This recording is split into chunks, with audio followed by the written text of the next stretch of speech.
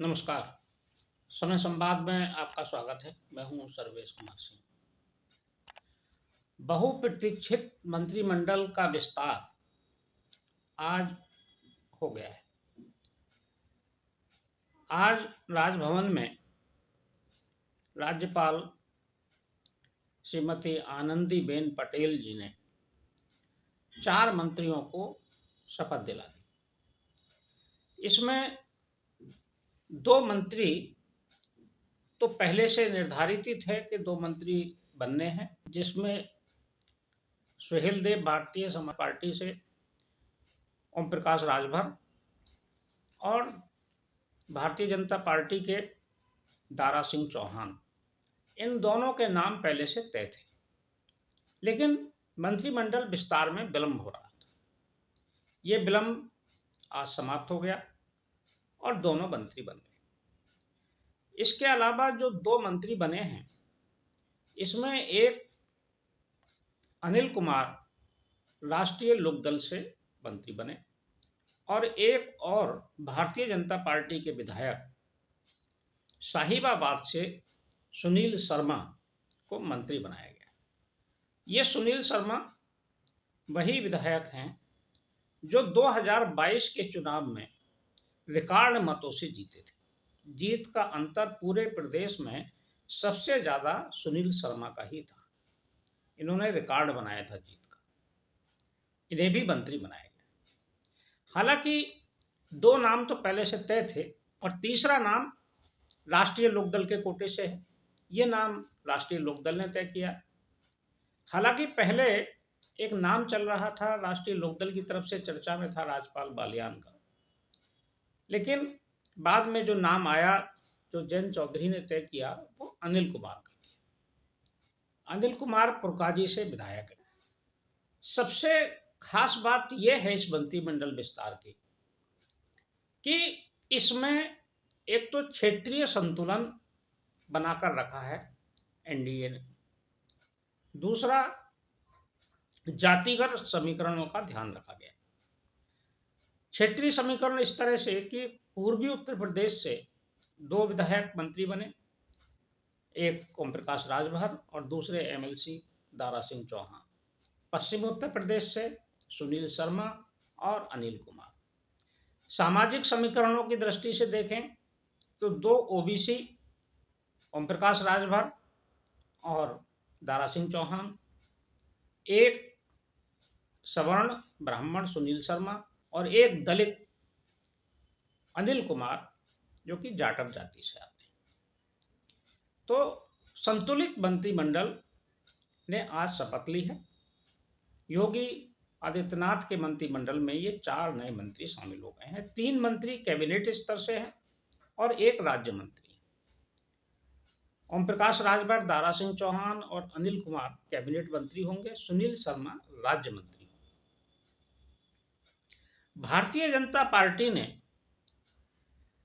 पश्चिमी उत्तर प्रदेश के सबसे प्रमुख जिले, पश्चिम उत्तर प्रदेश में गाजियाबाद को सबसे प्रमुख जिला माना जाता है, भारतीय जनता पार्टी के संगठनात्मक दृष्टि से भी और वोट बैंक की दृष्टि से भी, और दिल्ली के बिल्कुल नजदीक है, दिल्ली से सटा हुआ है, दिल्ली की सीमा पर है। इस जिले से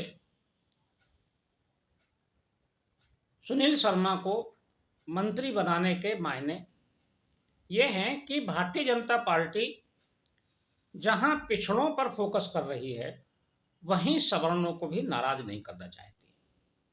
पश्चिमी उत्तर प्रदेश में सवर्णों का भी काफी प्रभाव है और जिनमें गाजियाबाद और नोएडा क्षेत्र में ब्राह्मणों की संख्या भी पर्याप्त है। इसलिए सवर्ण वोट बैंक को भी साधने का बीजेपी ने प्रयास किया। दूसरी तरफ सबसे महत्वपूर्ण है राष्ट्रीय लोकदल की तरफ से मंत्री के लिए चयन किए गए अनिल कुमार का नाम। अनिल कुमार जाटव जाति से। राष्ट्रीय लोकदल के नेतृत्व ने चौधरी जयंत सिंह ने जो ये नाम तय किया है, बहुत ही सूझबूझ के साथ तय किया है। उन्होंने अभी जो अपने लोकसभा के 2 प्रत्याशी तय किए, उसमें भी सामाजिक समीकरणों का ध्यान रखा। एमएलसी के लिए नाम तय किया, उसमें भी सामाजिक समीकरण, और मंत्री बनाने का जब बात आई तब भी उन्होंने सामाजिक समीकरणों को महत्व दिया।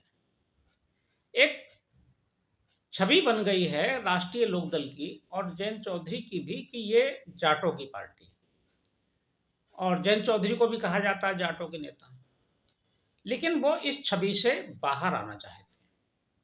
दरअसल जयंत चौधरी की जो समझ है वो बहुत विकसित है और बहुत ही समृद्ध है। जयंत चौधरी अपने दादा चौधरी चरण सिंह के पद चिन्हों पर चल रहे हैं।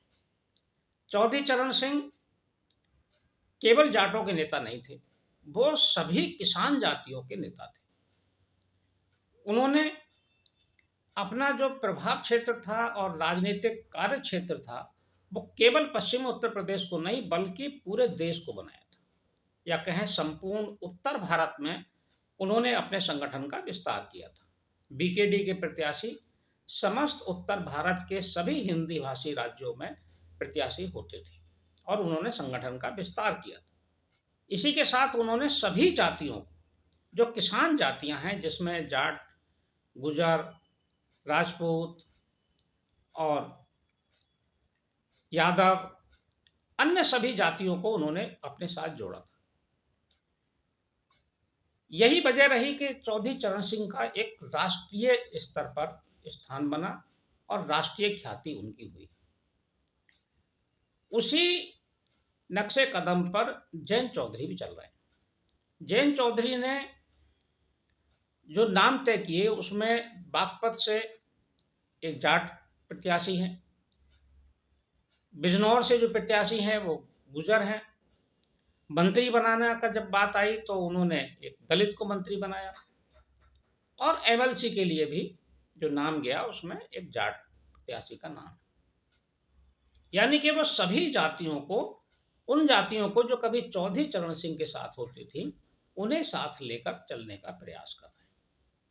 इसका दूरगामी लाभ राष्ट्रीय लोकदल को जरूर होगा, और ये आरोप भी नहीं लगेगा कि केवल जाटों की बात राष्ट्रीय लोकदल करता है।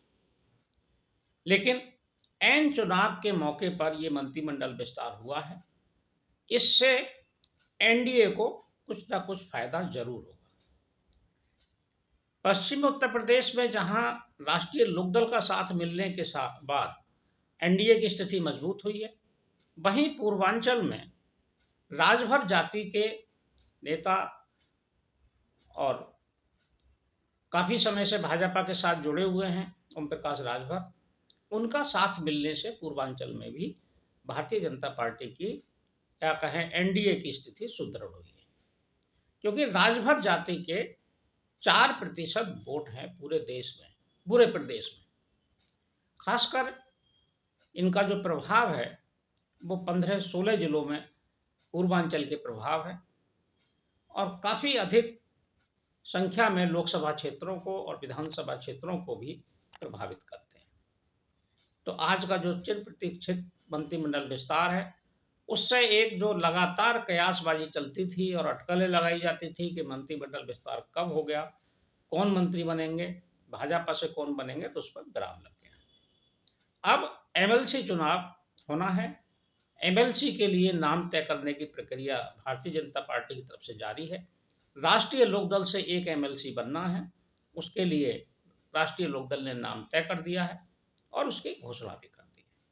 देखते हैं भारतीय जनता पार्टी कब नाम तय करती है और किन किन लोगों के नाम एमएलसी के लिए भेजती है। जैसे ही नाम आएगा हम फिर चर्चा करेंगे और उस पर विश्लेषण भी करेंगे। समय संवाद में आज बस इतना ही।